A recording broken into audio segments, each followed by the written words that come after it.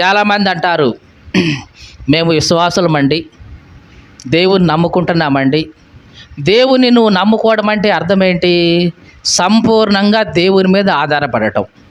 నీ జీవితంలో కష్టం వచ్చిందా, అది ఇచ్చింది దేవుడే అని నమ్మాలి.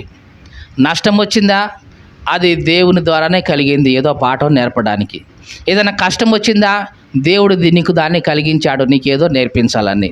కాబట్టి నా జీవితంలో ఏది జరిగినా దేవుడి అనుమతి లేకుండా ఏది జరగదు అని హృదయపూర్వకంగా నమ్మి మనం ముందుకు వెళ్ళాలి. ఇది విశ్వాస జీవితం అంటే. మీకు అర్థమైందా ఈ మాట?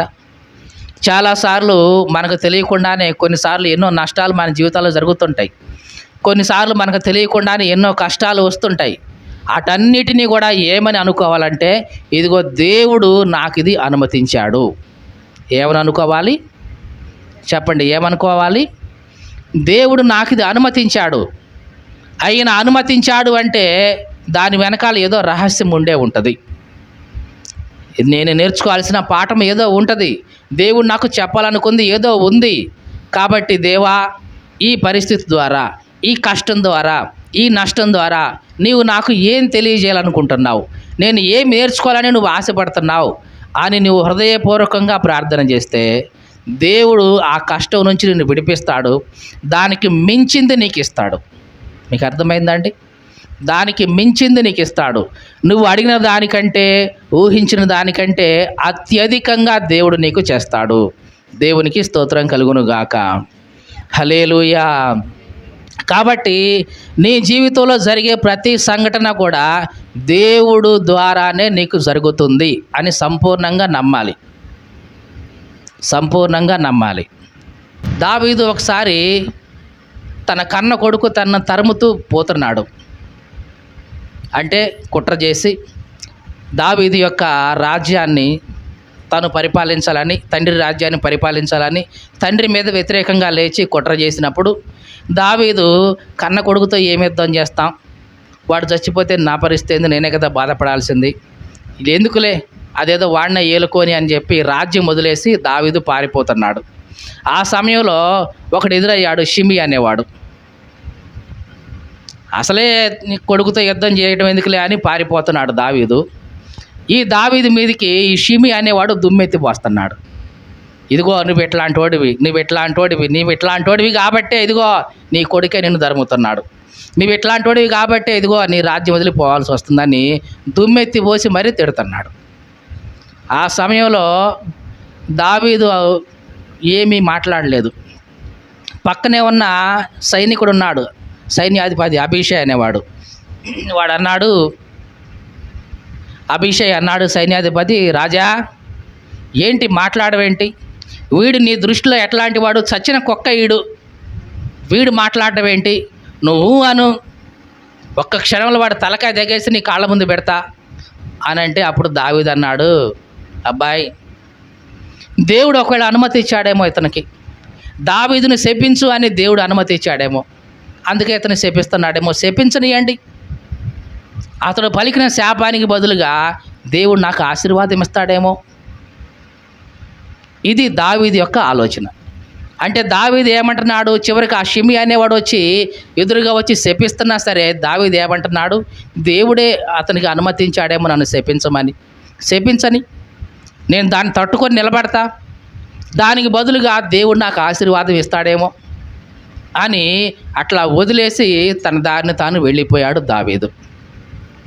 దేవుడు దావీదును ఏమీ వదిలేయలేదండి. అట్లా తిరిగి వచ్చిన తర్వాత కూడా దావీదు రాజ్యాన్ని దావీదుకి చక్కగా చేతికి అప్పగించేశాడు. దావీదుకి దేవుడు ఎప్పుడు అన్యాయం చేయలేదు. దావీదు ఒకటే అనుకున్నాడు, నా కాలగతులు నా దేవుని వశంలో ఉన్నాయి. ఒకరు నాకు వ్యతిరేకంగా లెగుస్తున్నారా, అది దేవుని చిత్తంలోనే ఉంది.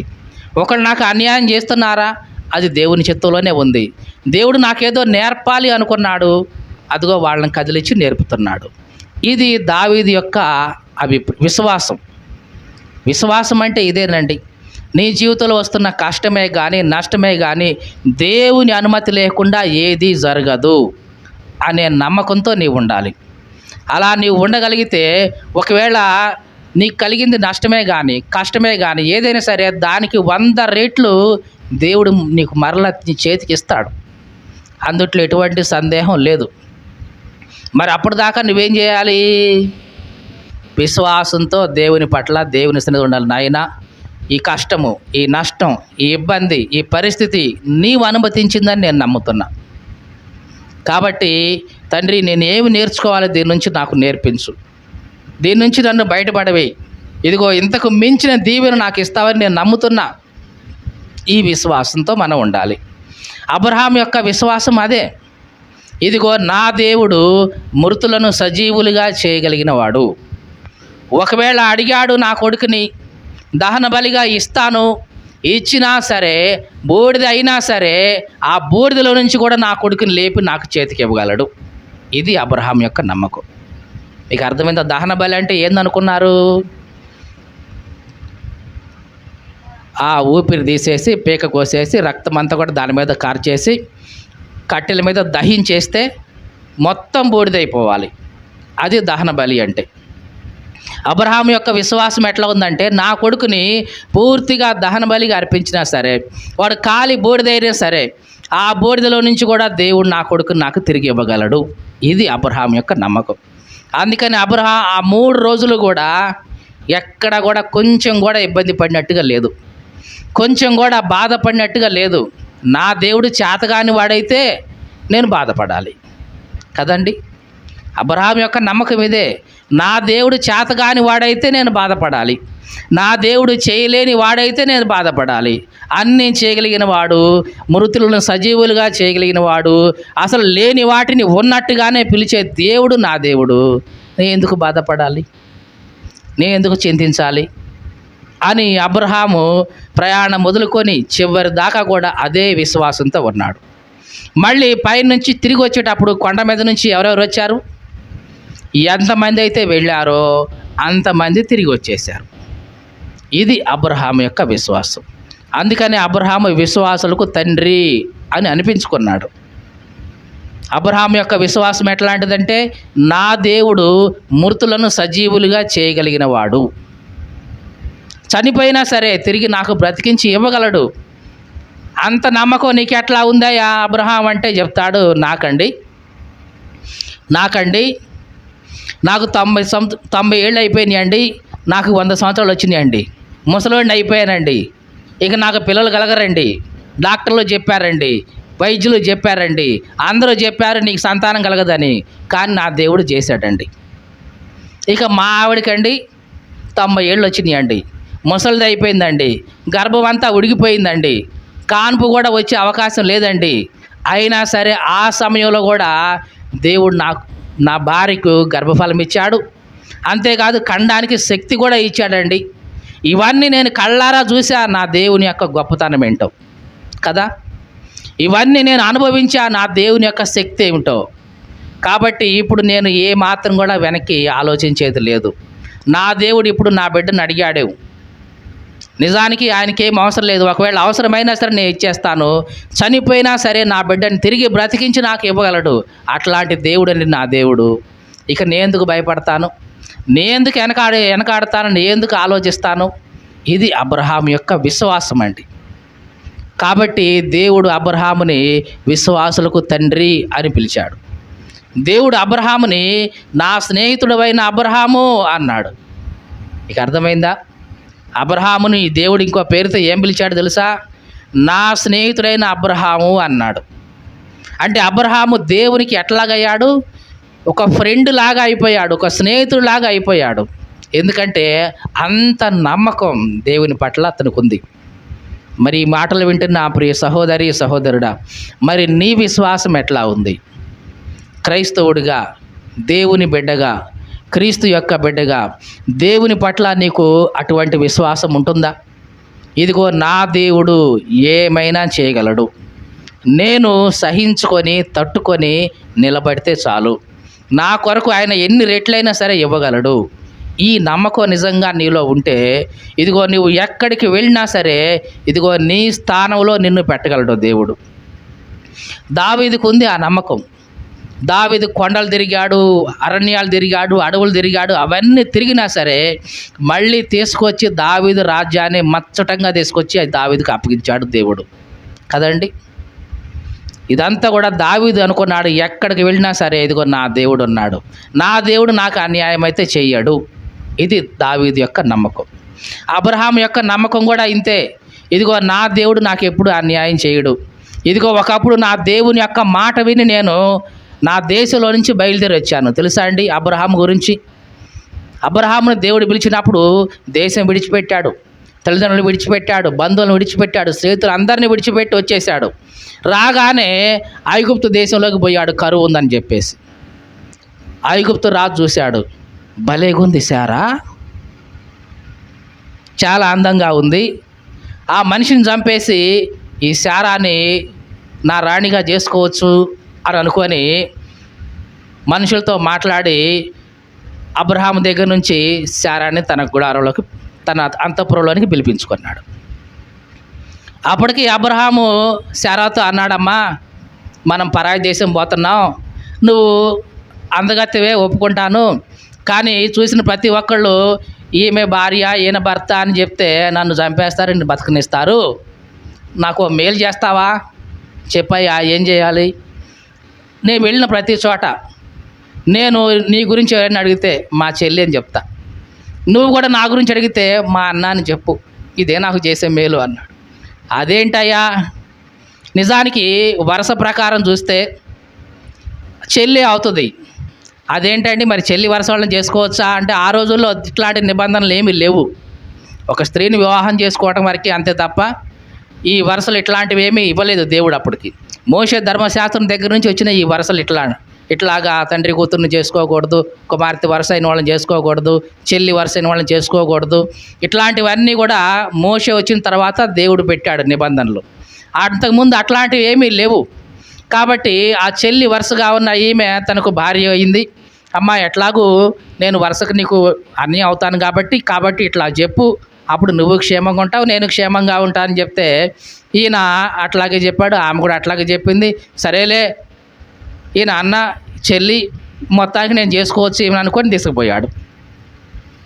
సరేలే అని అన్నకి కొన్ని వస్తువులు బహుమానాలు ఇచ్చేశాడు ఐగుప్తు రాజు. ఇచ్చిన తర్వాత మొత్తానికి దేవుడు ఆ ఐగుప్తు రాజు విషయంలో ఒక దెబ్బ కొట్టాడు, మహావేదనల చేత పీడించాడు. అప్పుడు అనుకున్నాడు ఐగుప్తు రాజు, ఎంతకాలం బాగానే ఉంది నేను, నా కుటుంబం, నా దేశం, కానీ ఎప్పుడైతే ఈ శారాన్ని తీసుకొచ్చి ఇక్కడ పెట్టేశాను అంతఃపురంలో, అంతా మారిపోయింది, మొత్తానికి ఏదో తేడా ఉంది ఈమెలో అని అప్పుడు అడిగి ఉంటాడు బహుశా. అమ్మా నిజంగా చెప్పు, మీ ఇద్దరు ఏమవుతారంటే అయ్యా మేమిద్దరం భార్య భర్తలు. అవునా, తప్పు చేశాను నేను అని తీసుకొచ్చి బయటకు వచ్చి, అయ్యా ఇదిగో నీ భార్య అంట కదా, తీసుకో, దయచేసి మా మీదకి ఎటువంటి పాతకం తీసుకురా, మాకు నీ దేవుడు గొప్పవాడు, అందుకని ఇదిగో నీ భార్యని నీ అంతఃపురంలోకి తీసుకెళ్ళగానే మేము మా కుటుంబాలు మా పరివారం మొత్తం కూడా వేదనల చేత పీడించబడ్డాం, ఇదిగో మాకు అట్లాంటి వేదనలు వద్దు నాయనా అని తీసుకెళ్ళి ఎప్పటిలాగానే తన భార్య శారాన్ని తనకు అప్పగించేశాడు. వదిలేస్తాడా దేవుడు? అంత అయిపోయిన తర్వాత మళ్ళీ అబీమెలెకు అనే రాజు కూడా శారాను చూసి భలే అందగత్తె భలేగా ఉందని చెప్పి మళ్ళీ అబీమెలెకు కూడా మళ్ళీ తీసుకెళ్ళాడు. అప్పుడు కూడా అబ్రహాం ఎవరి మీద ఏమీ అనలేదు, కాముగా వెళ్ళి ప్రార్థన చేశాడు, అయ్యా నువ్వు పిలిచావు, నేను వచ్చాను, మరి నా బాధ్యత నీదే కదా, ఇదిగో మరి అబీమెలెకు వచ్చాడు రాజు, తీసుకెళ్ళిపోయాడు శారాన్ని, కాబట్టి ఏంటి విషయం అని అబ్రహాం ప్రార్థన చేస్తూనే ఉన్నాడు. అప్పుడు దేవుడు ఏం చేశాడంటే ఆ శారాన్ని తీసుకొచ్చాడు కాబట్టి అబీమెలెకు యొక్క కుటుంబంలో ఉన్న స్త్రీలు ఎవరు కూడా గర్భవతులు అవ్వకుండా అందరి గర్భాలు మూసేశాడు దేవుడు. అసలు అందరికీ ఆశ్చర్యం అవుతుంది, ఎవరు కూడా గర్భం ధరించట్లేదు అసలు మనకి రాజ్యంలో, ఏంటి ఈ గొడ్రాలతనం మన రాజ్యానికి ఎట్లా వచ్చింది ఏంటి అని అంటే అప్పుడు అర్థమైంది, ఇదిగో నువ్వు తెచ్చుకున్నావు కదా ఒక స్త్రీ, ఆమె ఒకనికి భార్య, అతను ఒక ప్రవక్త, నువ్వు వెళ్ళి చక్కగా అప్పగించేసి అతను నీ కోసం ప్రార్థన చేస్తాడు, అప్పుడు నీ కుటుంబం నీ ఇల్లు అంతా కూడా బాగుపడుతుందా. అప్పుడు అబీమెలెకు వచ్చి, అయ్యా నేను ఏం తప్పు చేశానయ్యా, నా మీదకి నా కుటుంబం మీదకి నా దేశం మీదకి ఎంత పాపం తీసుకొస్తావయ్యా, నా భార్య అని చెప్తే నేను అసలు ఏమి జోలికి వచ్చేవాడిని కాదు కదా, ఎందుకు ఇట్లా చేశావు అని అంటే, ఇదిగో మీ దేవుని భయం లేదండి మీ చుట్టూ, అందుకే నాకు భయం వేసింది, అందుకే అబద్ధం చెప్పాల్సి వచ్చింది. అంటే ఇదిగో నీ భార్య నువ్వు తీసుకొని పోయా, నా కోసం ప్రార్థన చేయి నాయనా అని అబీమెలెకును కోరితే, అప్పుడు అబ్రహాము అబీమెలెకు కోసం, వాళ్ళ కుటుంబం కోసం, రాజ్యం కోసం ప్రార్థన చేస్తే అప్పుడు అబీమెలెకు యొక్క రాజ్యంలో అప్పుడు గర్భఫలం అందింది. ఇదంతా ఎందుకు చెప్తున్నానంటే, నువ్వు నమ్మిన దేవుడు నిన్ను విడిచిపెట్టేవాడు కాదు. ఇది నువ్వు ఎక్కడికి వెళ్ళినా, ఏ స్థలంలో ఉన్నా, ఇదిగో నా దేవుడు నాకు అన్యాయం ఎప్పుడూ చేయడు, నా దేవుడు నన్ను ఎప్పుడు కూడా చేయి విడవడు. ఈ నమ్మకం నీలో ఉన్నంత కాలం దేవుడు నీకు 100% నీ అండగా ఉంటాడు.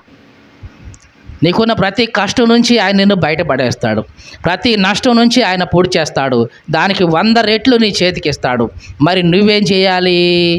ఇదిగో నాయనా, నేను ఇదిగో నీకు సంబంధించిన వాడిని, నేను నీకు సంబంధించిన దానిని, నా జీవితంలో ఏది జరుగుతున్నా నీ చిత్తమే నేను నమ్ముతున్నానని సంపూర్ణంగా ఆయన సన్నిధిలో మోకరించి మనం ప్రార్థన చేయగలగాలి. దేవుడు నీవు నష్టపోయిన దానికి 100 రెట్లు నీ చేతిలో ఉంచుతాడు. నీకున్న కష్టాన్ని తీసివేసి 100 రెట్లు సంతోషాన్ని నీ జీవితంలో నింపుతాడు. అబ్రహాము అదే నమ్మాడు, అందుకే విశ్వాసం కలిగిన అబ్రహాముగా చెప్పుకుంటున్నాం. విశ్వాసులకు తండ్రి అని చెప్తున్నాం. ఎంత నమ్మకం అంటే, నా దేవుడు మృతులను సైతం సజీవులుగా చేసే దేవుడు, చచ్చిన వాళ్ళని కూడా బ్రతికించగలిగిన గొప్ప దేవుడు నా దేవుడు. కాబట్టి నేను ఎవరికి భయపడను, ఎవరి మీద నింద వేయాల్సిన పని లేదు. ఇదిగో నాకైనా కష్టం వచ్చిందా, ఇదిగో నా దేవునికే చెప్పుకుంటా, నష్టం వచ్చిందా నా దేవునికే చెప్పుకుంటా, నా దేవుడి యొక్క అనుమతి లేకుండా నా జీవితంలో ఏది జరగదు. ఇది సంపూర్ణంగా అబ్రహాము నమ్మాడు. ఇది నిజంగా విశ్వాసం అంటే. ఇట్లాంటి విశ్వాసం కనుక నిజంగా మన జీవితంలో ఉంటే తప్పనిసరిగా దేవుడు మనల్ని ఎన్నడూ కూడా చేయి విడిచిపెట్టాడు.